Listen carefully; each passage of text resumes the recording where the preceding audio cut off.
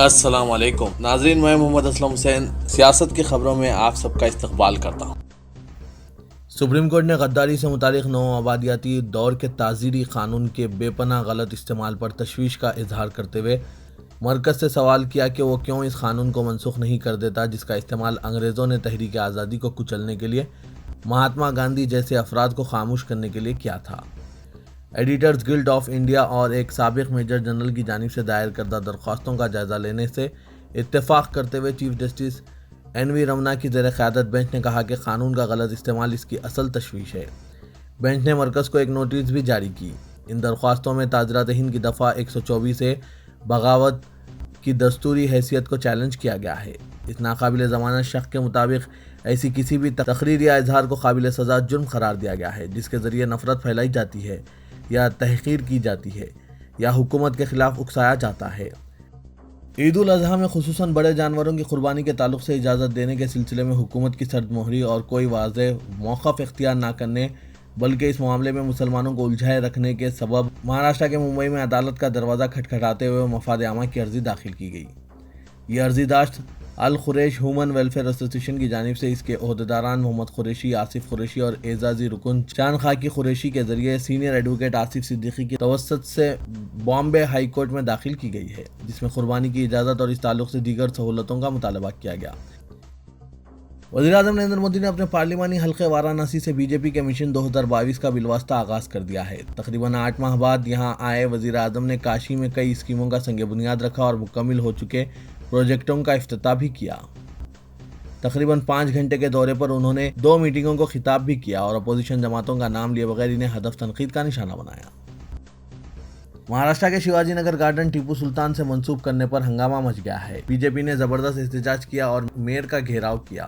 سماجوادی کی کارپوریٹر رخسانہ صدیقی نے اپنے وارڈ میں بن رہے گارڈن کو ٹیپو سلطان کے نام سے منسوب کرنے کی تجویز پیش کی اور اس تجویز کو گارڈن اینڈ مارکیٹ کمپنی میں پیش کیا گیا تھا۔ اس تجویز پر بی جے پی نے کمیٹی میں جم کر ہنگامہ کیا۔ چیئرمین نے ہنگامے کو نظر انداز کرتے ہوئے تجویز کو ریفر بیک کر دیا۔ اس پر بی جے پی نے ممبئی کی میئر کا گھیراؤ کیا اور اس نام کو نہ دیے جانے کا مطالبہ کیا اور ساتھ ہی سڑکوں پر اتر کر احتجاج کرنے کی دھمکی بھی دی ہے۔ آل انڈیا مجلس اتحاد المسلمین کے صدر و رکن پارلیمنٹ حیدرآباد اسدالدین اویسی نے آج چیف منسٹر اتر پردیش یوگی آدتیہ ناتھ کو اپنا مجنوں اور خود کو لیلا قرار دیا اور کہا کہ بی جے پی لیڈر کو ہر انٹرویو میں انہیں نشانہ بنانے کے بجائے ریاست میں صحت خدمات کے بارے میں بتانا چاہیے۔ اویسی نے میڈیا نمائندوں سے بات کرتے ہوئے کہا کہ دیہی اتر پردیش میں ہیلتھ سب سینٹرز کی 40% قلت ہے اور 84% مراکز صحت میں کوئی اسپیشلسٹ ڈاکٹر نہیں ہے۔ اویسی نے کہا کہ ایک ایسی ریاست جس نے وزیراعظم نریندر مودی کو 2 مرتبہ لوک سبھا بھیجا، وہاں 4 لاکھ خاندان کووڈ کی تیسری لہر میں اپنے عزیزوں کو کھو چکے ہیں۔ حیدرآباد کے رکن پارلیمنٹ نے کہا کہ انہیں نعشوں کو جلانے کے لیے لکڑیاں نہیں ملی، ریاستی حکومت آکسیجن فراہم کرنے میں ناکام ہو گئی۔ اویسی نے کہا چیف منسٹر جو میرے مجنوں بن چکے ہیں اور تمام انٹرویوز میں لیلا لیلا پکارتے رہتے ہیں، انہیں چاہیے کہ وہ ریاست میں ہیلتھ سروس کے بارے میں بات کریں۔ اویسی نے آبادی پر کنٹرول بل کے مسودے پر بھی ریاستی حکومت پر نکتہ چینی کی اور اسے نوجوانوں کو بیوقوف بنانے کی ایک کوشش قرار دیا اور نشاندہی کی کہ آج بے روزگاری ایک مسئلہ بن گئی ہے۔ کمپنی نے انفارمیشن ٹیکنالوجی قواعد کے تحت لزوم کے طور پر اپنی پہلی ماہانہ عمل آوری رپورٹ میں بتایا کہ واٹس ایپ نے 2 ملین ہندوستانی اکاؤنٹس پر امتناع عائد کر دیا ہے، جبکہ اسے 15 مئی اور 15 جون کے درمیان 345 شکایتی رپورٹس موصول ہوئی تھیں۔ نئے آئی ٹی رولز کے تحت بڑے ڈیجیٹل پلیٹ فارمز کے لیے جن کے زائدہ 5 ملین استفادہ کنندگان ہیں، اس بات کو ضروری قرار دیا گیا ہے کہ وہ ہر ماہ عمل آوری رپورٹس کی اشاعت عمل میں لائیں اور بتائیں کہ کس قدر تعداد میں شکایت موصول ہو رہی ہے اور کیا کارروائی کی جا رہی ہے۔ واٹس ایپ نے بتایا کہ ہماری اولین توجہ اس بات پر ہے کہ اکاؤنٹس کو اسکل پر نقصان کا باعث بننے والے اور غیر ضروری پیغامات بھیجنے سے روک دیا جائے۔ ہمارے پاس عصری ترین صلاحیتیں ہیں اور ہم ایسے اکاؤنٹس کی جو بے شمار پیغامات بھیجتے ہیں نشاندہی کر سکتے ہیں اور ہمارے جانب سے 15 مئی تا 15 جون مدت کے دوران ہندوستان میں ہی 2 ملین اکاؤنٹس پر امتناع عائد کر دیا گیا ہے۔ واٹس ایپ نے وضاحت کی کہ ایسی 95% پابندیاں آٹومیٹڈ اور بلک میسیجنگ کے غیر مجاز استعمال کے باعث عائد کی گئی ہے۔ فیس بک کی ملکیت کی حامل اس کمپنی نے واضح کیا ہے کہ عصری ترین نظام سے استفادے کے باعث 2019 سے ان کا اکاؤنٹس کی تعداد میں قابل لحاظ اضافہ ہوا ہے جن پر امتناع عائد کر دیا گیا ہے۔ بالی ووڈ کے معروف اداکار عامر خان نے کارگل کے واکھوادو نامی گاؤں میں کمیونٹی ہال تعمیر کرنے کا اعلان کیا ہے۔ اپنی آنے والی فلم لال سنگھ چڈھا کے آخری مرحلے کی شوٹنگ کے سلسلے میں کارگل میں خیمہ زن عامر خان نے یہ اعلان واکھوادو کے مقامی لوگوں سے بات چیت کے دوران کیا ہے۔ انہوں نے مقامی لوگوں سے ملاقات کے دوران کہا، ہم آپ کے گاؤں میں شوٹنگ کرنے کے لیے آئے ہیں، ہمیں آپ سے مل کر بہت اچھا لگا، آپ نے ہمیں جو تعاون فراہم کیا اس کے لیے ہم آپ کے بے حد مشکور ہیں۔ ان کا مزید کہنا تھا کہ ہماری شوٹنگ مشکل ہوتی ہے، یہ آپ بھی دیکھ چکے ہیں، ہم بے حد خوش ہیں کہ آپ نے ہمیں تعاون فراہم کیا اور ہماری مدد کی، جس سے ہمارا کام آسان ہو گیا۔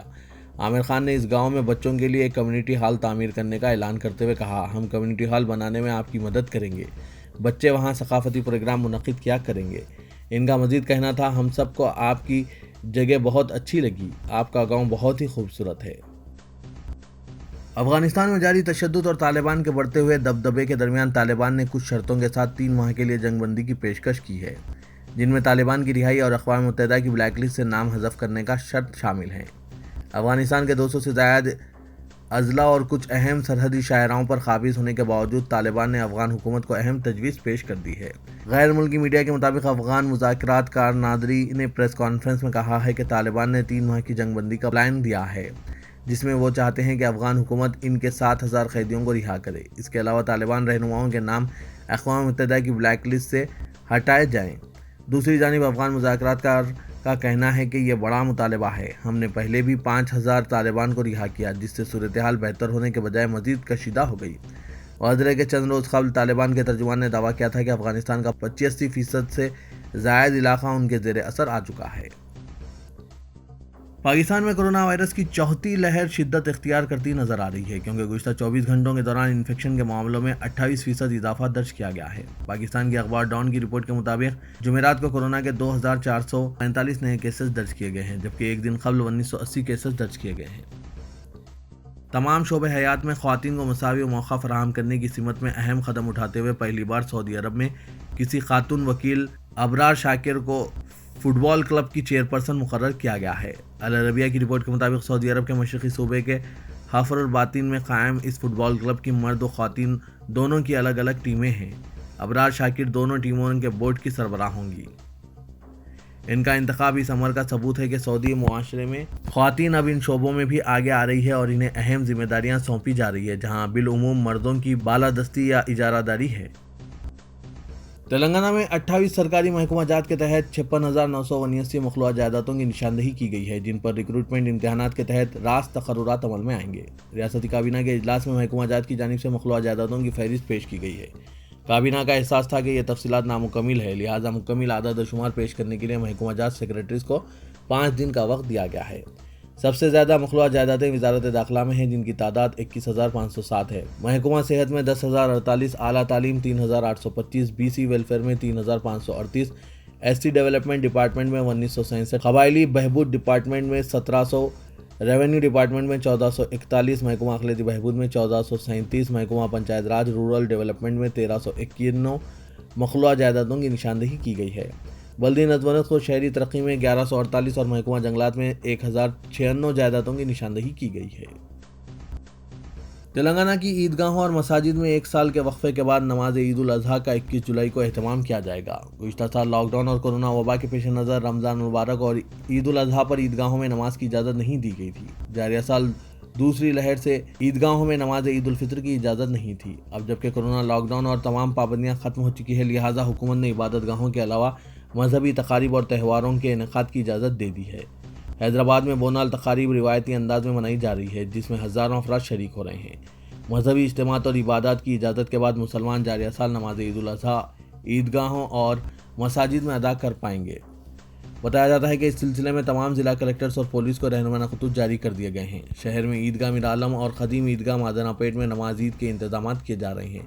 دیگر عیدگاہوں بالخصوص حفیظ پیٹ، گنبدان قطب شاہی، عیدگاہ بلالی، عیدگاہ سکندرآباد و دیگر عیدگاہوں میں GHMC کی جانب سے انتظامات کیے جائیں گے۔ بارش کے پیش نظر عیدگاہوں میں خصوصی انتظامات کی ہدایت دی گئی ہے اور واٹر پروف شامیانے نصب کیے جائیں گے۔ عیدگاہ میر عالم کے لیے 7 لاکھ روپے منظور کیے گئے ہیں۔ مرکزی وزیر داخلہ امت شاہ توقع ہے کہ حضور آباد حلقے میں BJP انتخابی مہم میں حصہ لیں گے۔ نئی دہلی میں امت شاہ سے ملاقات کے بعد BJP ریاستی صدر بنڈی سنجے نے بتایا کہ امت شاہ حضور آباد میں جلسے سے خطاب کریں گے۔ الیکشن کمیشن نے اگرچہ انتخابی عمل کا آغاز نہیں کیا، لیکن BJP نے انتخابی مہم کا عملاً آغاز کر دیا ہے۔ بنڈی سنجے کے علاوہ مرکزی وزیر کشن ریڈی، سابق وزیر ای راجندر اور دیگر قائدین نے امت شاہ سے ملاقات کر کے حضور آباد کے دورے کی درخواست کی ہے۔ امت شاہ نے جلسے سے خطاب سے اتفاق کر لیا ہے۔ تلنگانہ کے کئی اضلاع بشمول دارالحکومت حیدرآباد میں گزشتہ 24 گھنٹوں سے وقفے سے موسلا دھار بارش کا سلسلہ جاری ہے۔ ضلع وقارآباد میں موسلا دھار بارش کے دوران ایک مکان منہدم ہونے کے نتیجے میں ایک شخص ہلاک ہو گیا، جس کی شناخت محمد شبیر کی حیثیت سے کی گئی۔ اس دوران محکمہ موسمیات نے آنے والے 2 دن کے علاوہ 19 جولائی کو بھی ریاست کے کئی اضلاع میں موسلا دھار بارش کا امکان ظاہر کیا ہے۔ حیدرآباد میں جاری کردہ بلیٹن میں بتایا گیا ہے کہ 16 جولائی کو اضلاع راجنا، سرسلہ، کریم نگر، محبوب نگر، وارنگل رورل، اربن، سدی پیٹ، رنگا ریڈی، میرچل، ملکاجگیری، وقارآباد، سنگا ریڈی، میدک اور کاما ریڈی میں کہیں کہیں زبردست بارش ہو سکتی ہے۔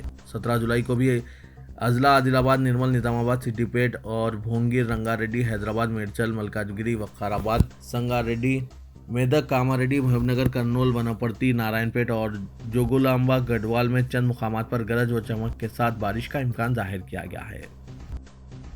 تلنگانہ کے وزیر اعلیٰ کے چندر شیکھر راؤ نے وزیر سول سپلائز جی کملاکر کو ہدایت دی کہ 26 جولائی سے نئے راشن کارڈز کی تقسیم کریں۔